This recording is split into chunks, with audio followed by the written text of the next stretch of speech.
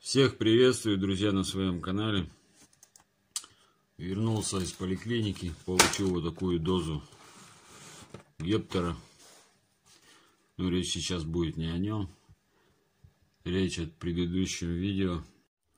Называется оно «Как я вылечил рефлюкс, кашель, першение в горле».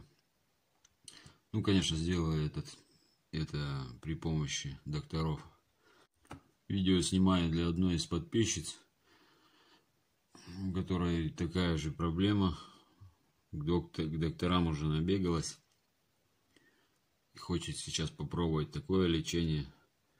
Ну, переубеждать я ее не буду, конечно. От этих таблеток вреда никакого нет. Там у меня был ланцит и лансопрозол, по-моему, что такое, уже не помню.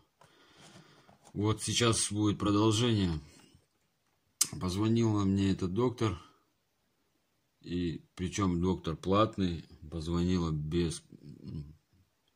чтобы я пришел к ней на прием бесплатно. Спросила, как обстоят дела. Я сказал, получше. И, значит, пригласила она меня на прием, повторюсь, бесплатно. Пошел я туда, прописала она мне для закрепления еще вот такой препарат. Омез ДСР называется. Домперидон плюс амипрозол. Вот домперидон, особенно такое смешное название для лекарства, первый раз такое слышу. Но дело не в этом. В общем, для закрепления она мне дала вот такие, выписала вот такие таблетки. Выкупил я их за 500, по-моему, рублей, около 500, во всем известной сети аптек. Сейчас принимаю вот этот домперидон, амипрозол, омез ДСР. Схема приема очень простая. За полчаса примерно до еды, утром 1 раз в день. С утра, перед тем как кушать, я встаю, выпиваю, иду умываюсь и так далее, потом уже завтракаю. Видео снял для того, чтобы быть до конца как бы честным, до конца озвучить вот этот вот курс лечения. Может, кому-то он пригодится, хотя я уже знаю, что он кому-то уже пригодился.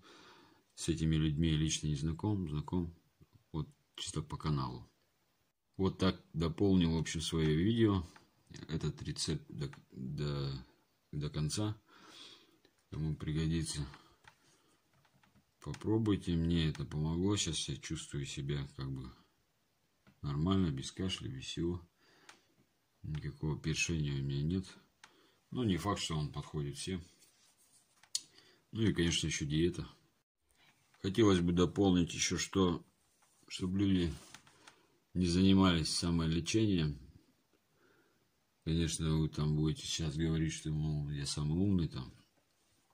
Но это факт. В общем, самолечение ни к чему такому хорошему не приводит. Самолечением заниматься можно только народными средствами, но не медицинскими препаратами.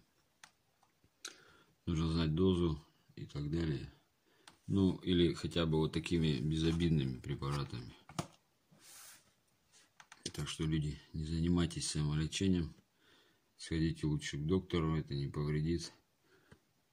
Даже если в поликлинике большая очередь, платный доктор, он не очень дорого стоит. У нас от 500 до 1000 рублей, смотря какой врач. Если вот тоже взять гастроэнтеролог, у нас, допустим, стоит прием 700 рублей. И плюс вернее, к которому я хожу, она приняла меня второй раз вообще бесплатно. За что, как бы, я ей благодарен. Фамилию, имя не называть не буду, конечно. Но я ей благодарен.